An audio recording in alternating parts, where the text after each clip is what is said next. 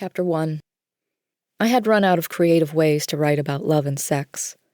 There are only so many adjectives, code words, and euphemisms one can use before the words grow stale. My career as a romance writer would have made any aspiring author envious, and I knew this. I had wonderful fans who supported me through the years, and I loved them for it. But if they knew how burnt out I was, they'd be disappointed in me. I was disappointed in myself and felt like an ingrate when I had what so many others would die for. "The well is dry," I told my agent, Tracy Dyer. "I'm tapped out." I tried not to complain during our phone calls. Tracy was busy and usually had a lot of business things to talk about, leaving little time to discuss personal matters. And when she was always telling me how great I was, it made me feel worse. But I had reached maximum burnout and couldn't hold it in any longer. "Ricki, you're fabulous. Your fans love you. Doesn't knowing that fuel your fire to write more great books?" Not like it used to. Frankly, it filled me with a lot of anxiety. Unfortunately, Tracy wasn't getting it or purposely ignoring the issue altogether. Coming across as a whiner wasn't what I wanted, but I needed my agent to understand how I felt. "I want to write in a new genre, like mystery or something." "Have you ever written a mystery?" "Does the one I wrote when I was 10 years old count?" Tracy let out an exasperated sigh. "No. You're right in the middle of your most popular series, and you still have 3 more books on your contract with this publisher. My hands are tied, and so are yours. After you fulfill your contractual obligation, we'll talk. Until then, there's nothing either one of us can do. If you want to try something else, like mystery, get familiar with the genre. Do you even read mysteries?" When did I have time to read anything but romance? Well, no, not really. "You know I don't want to hold you back, and I'll support anything you want. So if you want to write mysteries in the future, start reading them now. Any recommendations?" "You can't go wrong with the mother of all mystery writers, Agatha Christie." "Okay, cool. I'll pick some books up at the library today." "And when was the last time you took a vacation?" I didn't have the heart to tell Tracy I hadn't been on vacation in years. It's on my calendar. Right after editing this book, plotting the next book, and the next one after that. "After you finish the final edits on this project, maybe you should take a break to recharge your batteries. Just remember, 3 more books. In the meantime, read as many mysteries as you can."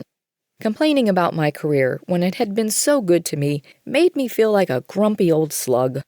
My fans deserved a writer who could give them their heart and soul, their passion. I wasn't that writer anymore. "You can write 3 more books. I know you can." Tracy was always my cheerleader when I needed it most. With a feeling of validation, I said, sort of half-heartedly, mostly to end the phone call, "Absolutely. That's my girl. Talk to you soon." Even if I knew how the conversation was going to unfold, contracts being what they are, it felt good to get my feelings out in the open. Tracy knew how I felt and sort of understood. I only had 3 books left on the contract with my current publisher. 3 wasn't a bad number. I could psych myself up to write 3 more books. And with writing mysteries in the future dangling like the cliched carrot before me, I had something to look forward to. Although it didn't solve the problem completely, it took some of the pressure off. I looked to my dog Rumpus for an encouraging tail wag and tilt of the head, but his face was buried deep in his backside, licking himself. At least one of us was having a good time. Before heading out the door, I leafed through my desk calendar to see when I had time to take a vacation. My best friend Becca had her hands full with a newborn and couldn't go anywhere until she was done breastfeeding. My brother Chris was busy writing speeding tickets and didn't believe in taking vacations. Mom and Dad were retired and doing their own thing, so that left them out. It looked like taking a vacation would have to wait a little longer, unless I wanted to go off by myself, but I didn't see much fun in that. There was always Rumpus. "Would you like to go on a cruise with me, boy?" He tilted his head and whimpered. Yeah, I didn't think so. "Would you like to go for a ride instead?" That got his attention. He wiggled and shook and ran for his leash sitting on a chair by the back door. With Rumpus secured in the backseat of my car, I headed across town to my parents' house. As I drove, I thought of other ways to deal with burnout. I could get a job or maybe even volunteer at the local animal shelter or something. But then I thought of all the people in my hometown of Unionville looking for work. Taking a job from someone when I didn't need the money didn't sit right with me. Rumpus's barking and carrying on in the back woke me up. I lowered the window so he could stick his head out and feel the wind in his face. Happy now? He sneezed approvingly, blowing slobber all over the back window. Taking a job was out of the question. Volunteering at the animal shelter probably wasn't a good idea either, because I'd want to take all the animals home. Where did that leave me? Unionville was a quirky place that was too big for a small town and too small for a city. Main Street was full of antique shops, coffee shops, art studios, a couple of microbreweries, and even a few upscale boutiques that seemed out of place for a working-class town. Those shops usually didn't last long. Most people came to Unionville for the wine. About 10 miles outside of town, a string of wineries sat along Lake Somerset, which brought tourists to the area in droves during the summer. In winter, things died down a bit, and that didn't leave much for restless people like me to do. As I pulled into the gravel driveway, with its strip of grass growing in the middle, looking like a close-shaved mohawk haircut, I beeped the horn to let the parents know I was there. Rumpus stood on the armrest of the door and barked in long bellows until I set him free. He took off in a run, nose to the ground, sniffing for something to get into.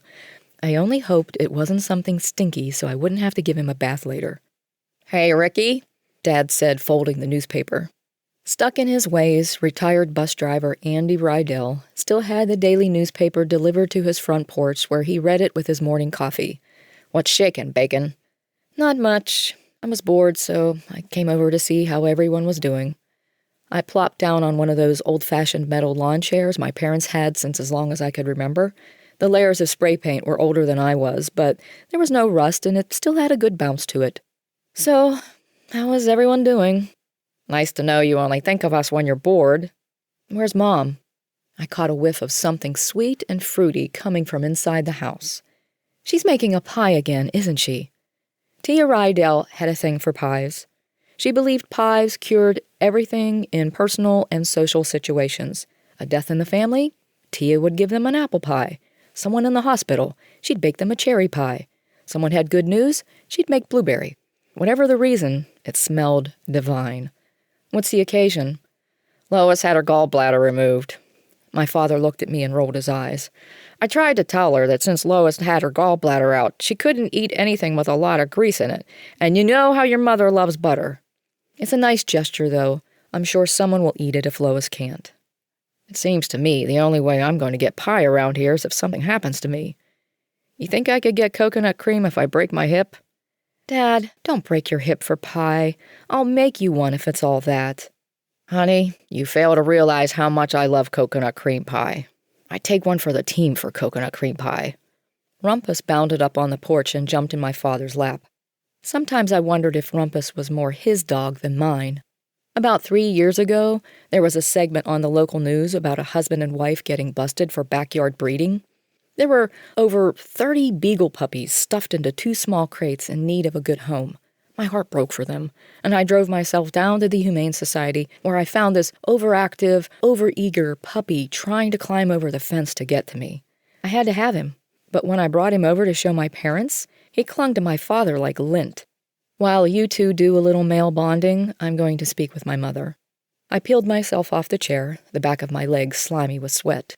"I guess I'm not good enough for you." I kissed him on the forehead. "You're more than good enough, but I need Mom right now."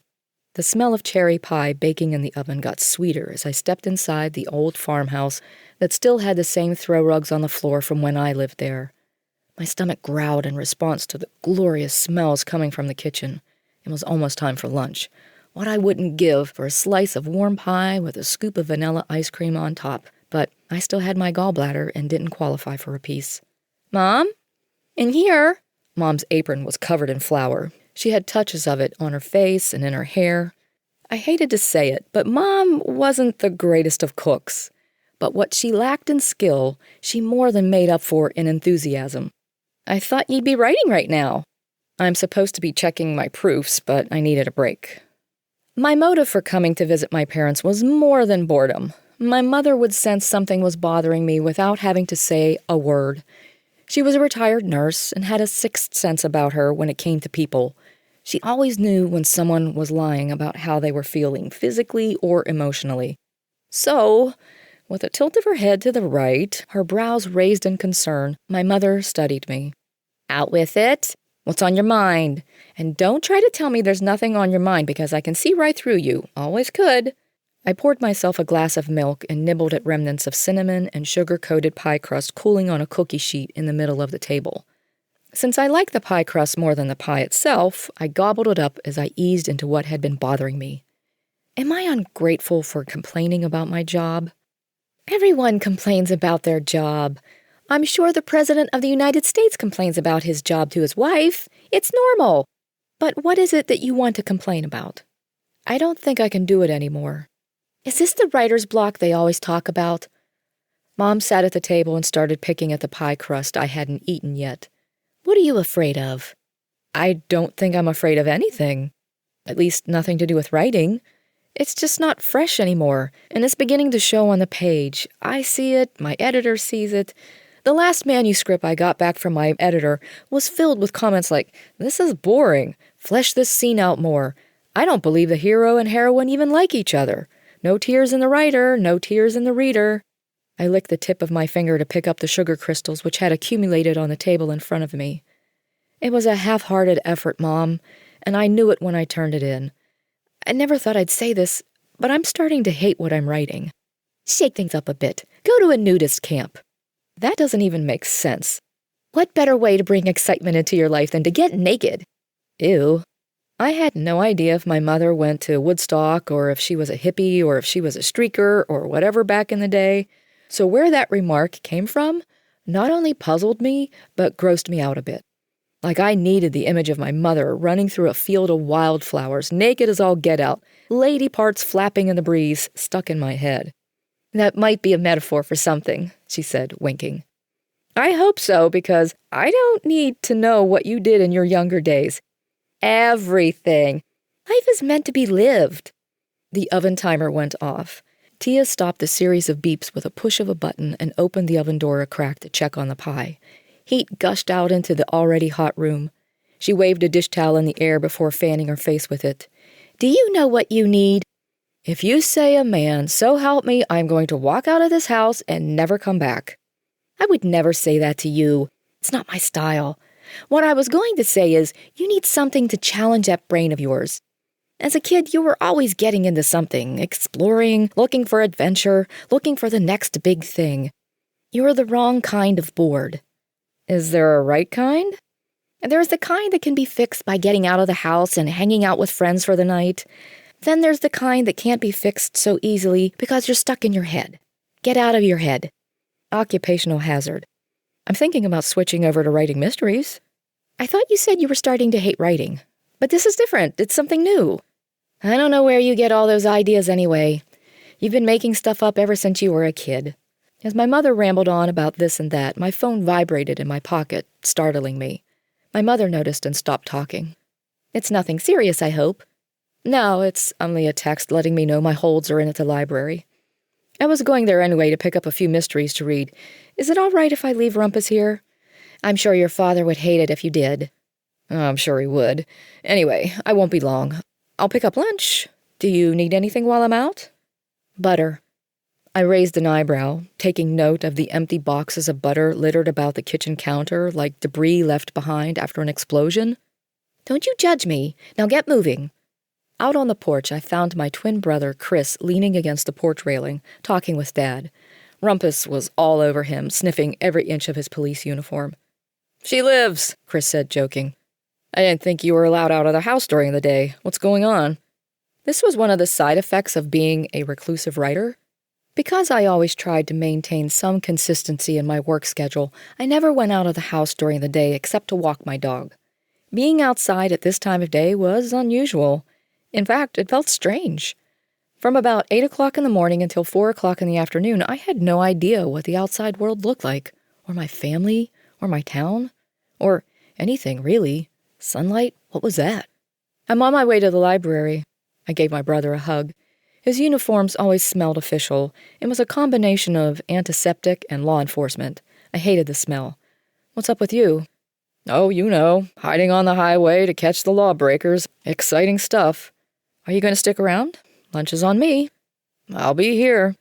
Phil's hoagies, everyone? Extra hot pepper rings on mine, my dad said. Same, Chris said. I nodded and jumped in the car. Although it wasn't much, just being out of the house and visiting with my family, changing my routine, was actually starting to make me feel better. My mother was right. I was the wrong kind of bored. I needed a challenge, something more than writing another book, no matter what kind it was. I needed to shake things up a bit. Since I rarely went out of the house during the day, my presence at the Unionville Public Library stirred up a lot of curiosity. As soon as I walked through the double doors, shouts of my name caught my ear. I waved shyly. This much attention from people unnerved me a little, but I was always pleasant. My mother taught me never to be rude, unless someone deserved it. As I stood in line at the circulation desk, I answered the usual questions. When was the next book coming out, they'd ask. In about 6 months, I'd said. Exciting, they had said. Can't wait to read it. Satisfied, they went on their merry way, quick and easy. I handled it well. I fished my library card out of my purse and passed it off to Melanie, the library associate standing behind the counter. I'm here to pick up my holds. I thought I saw your name earlier. Give me 1 second. As Melanie scanned the bookshelf behind the desk, I noticed a flyer in a plastic sign holder sitting on the desk right in front of my face. Volunteers needed. My mother would call this moment providential. She would say it was a hint from the universe telling me exactly the next step I needed to take in life. And because I worshipped the ground she walked on, I always listened. It was too cliché not to be funny. A writer working in a library. What could possibly go wrong?